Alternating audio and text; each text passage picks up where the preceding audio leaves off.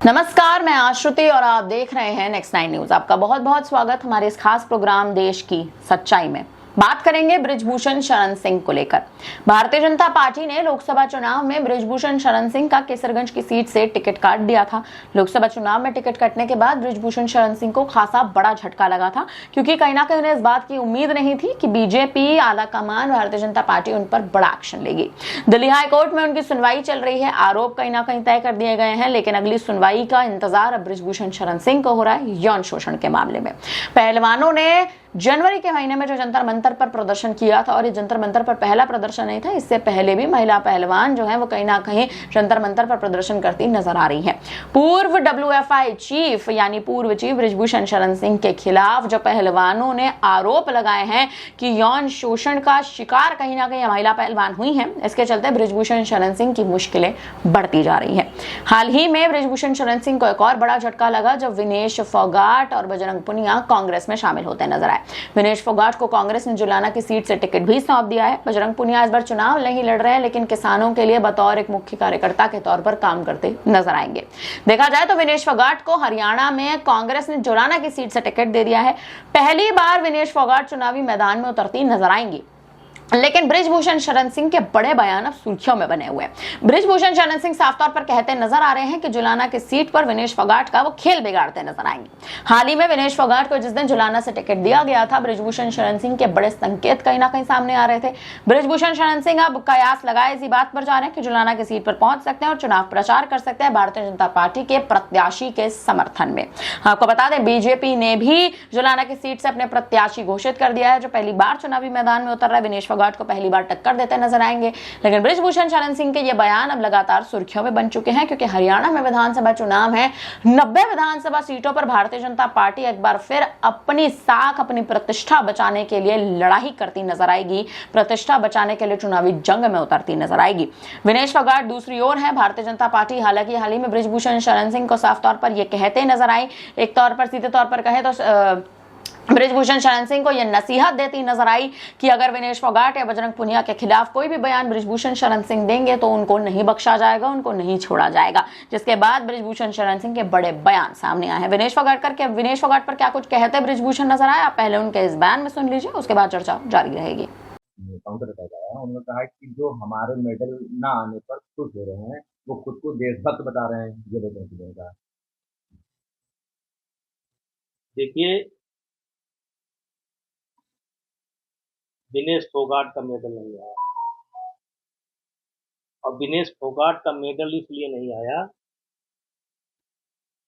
मैं आपके माध्यम से बजरंग पूनिया से ही पूछना चाहता हूं, क्या कुश्ती में ये नियम है कि एक दिन में एक खिलाड़ी 2 बेट में ट्रायल दे सकता है? ये है?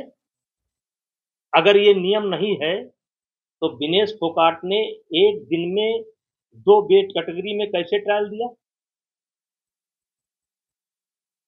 और क्या ये सत्य नहीं है कि हाफ टाइम तक 5-0 या 6-1 या 5-1 का स्कोर था? क्या यह सत्य नहीं है कि वजन के बाद 5 घंटे तक कुश्ती नहीं होने दिया? विनेश फोगाट ने सारे सिस्टम को हाईजैक कर लिया, सारे सिस्टम को हाईजैक कर लिया। ये गलत है। क्या यह सत्य नहीं है कि 53 किलो वेट कैटेगरी में 10-0 से वो कुश्ती हार गई? क्या यह सत्य नहीं है कि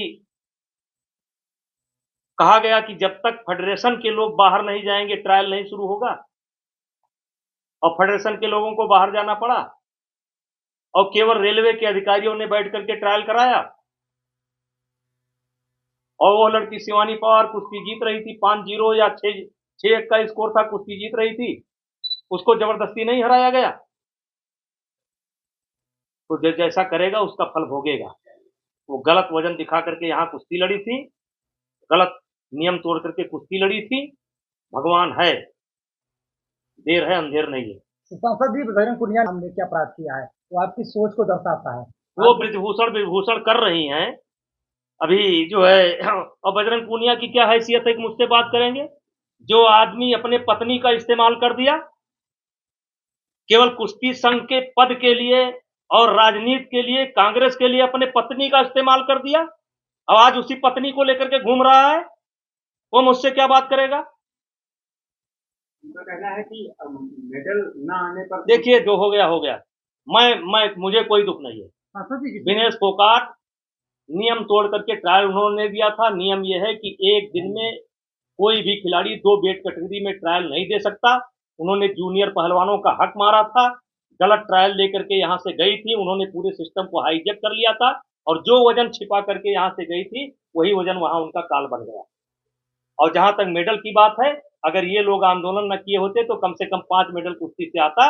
इन लोगों को हटने दीजिए, अगले ओलंपिक में देख लीजिएगा। यद्यपि मैं कुश्ती से हट चुका हूं, लेकिन भारत के बच्चे और विशेष करके हरियाणा के बच्चे, जूनियर बच्चे इतने अच्छे हैं कि चलिए मैं घोषणा करता हूं अगले ओलंपिक में 5 मेडल कुश्ती से।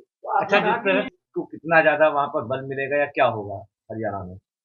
तो सुना आपने बृजभूषण शरण सिंह का ये बयान। बृजभूषण शरण सिंह का साफ तौर पर यह संकेत कि विनेश फोगाट को जुलाना की सीट से जो टिकट दिया गया है, कांग्रेस के लिए अब ये बड़ी मुश्किलें पैदा कर सकता है।